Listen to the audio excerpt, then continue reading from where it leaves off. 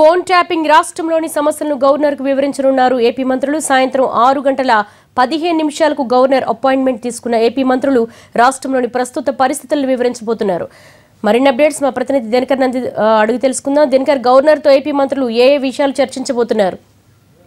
Section 8 అమలుకు సంబంధించి కూడా ఆంధ్రప్రదేశ్ ప్రభుత్వం తొలిసారిగా ఏపీ గవర్నర్, ఇరు రాష్ట్రాల గవర్నర్ నరసింహన్ కలవడానికి సిద్ధమవుతుంది. అందులో భాగంగానే మంత్రులు రిప్రజెంట్ చేయబోతున్నారు. దాదాపు 5 మంది మంత్రులతో కూడినటువంటి ఒక కమిటీ వెళ్ళబోతుంది. దీనికి సంబంధించి ఇప్పటికిప్పుడే ప్రభుత్వం నిర్ణయం తీసుకుంది. దీనికి సంబంధించి కూడా ఒక లెటర్ కూడా ప్రిపేర్ చేశారు మంత్రులు కామినేని, గంటా శ్రీనివాసరావు, రావెల కిషోర్ బాబు, అలాగే బొజ్జల తర్వాత కేఈ కృష్ణమూర్తితో కూడినటువంటి ఒక సభ్యులంతా కలిపి కూడా వెళ్ళబోతున్నారు. 6:15 గవర్నర్ అపాయింట్మెంట్ దొరికింది.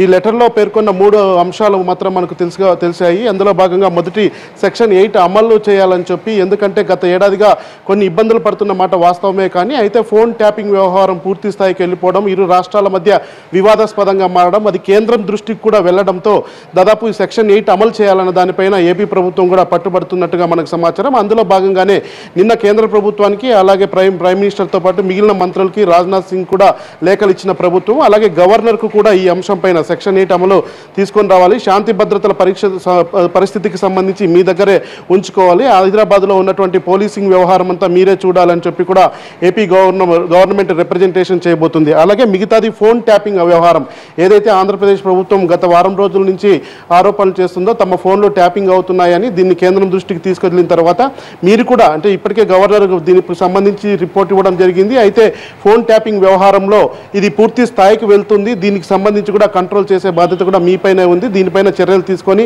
ఆంధ్రప్రదేశ్కు సంబంధించినటువంటి మంత్రులు కానీ, సీఎంతో పాటు మిగిలినటువంటి కీలక అధికారుల ఫోన్లు కూడా ట్యాప్ అవుతున్నాయి కనుక దీనిపైన దృష్టి సారించాలని చెప్పి ఏపీ ప్రభుత్వం పూర్తిగా గవర్నర్ కూడా అధికారికంగా ఫిర్యాదు చేయబోతుంది. ఇక మూడో అంశం తీసుకుంటే, దాదాపు 2 రాష్ట్రాల మధ్య జరుగుతున్నటువంటి మాటల యుద్ధం గురించి కూడా, ఏదైతే తెలంగాణ ప్రభుత్వం సంబంధించినటువంటి పెద్దలు కానీ, అలాగే మంత్రులు కూడా ఆంధ్రప్రదేశ్కి సంబంధించినటువంటి మంత్రుల్ని, అలాగే సీఎంను కూడా ఒక మాటల యుద్ధంలో పేర్కొంటున్నటువంటి అంశాలు కూడా వినడానికి బాగలేవని చెప్పి కూడా మంత్రులు గవర్నర్ దగ్గర ప్రస్తావన తేవడానికి సిద్ధమవుతున్నారు. అలాగే ఈ అంశాలన్నిటితో పాటు ఆంధ్రప్రదేశ్ ప్రభుత్వం ఎదుర్కొన్నటువంటి ప్రధాన సమస్యల్ని కూడా గవర్నర్ ముందు ఉంచి వీటికి పరిష్కారం చూపాల్సిందిగా కూడా కోరే అవకాశం ఉన్నట్టుగా మనకు సమాచారం. దాదాపు 5 మంది గవర్నర్ ఢిల్లీ వెళ్లి ఈ ఫోన్ ట్యాపింగ్ మీద ఒక నివేదిక ఇచ్చిన తర్వాత మళ్ళీ ఏపీ కేబినెట్ మినిస్టర్స్ అందరూ కూడా కంప్లైంట్ కోసం అవ్వచ్చు, లేదంటే సమస్యలు ఏకరువు కావచ్చు.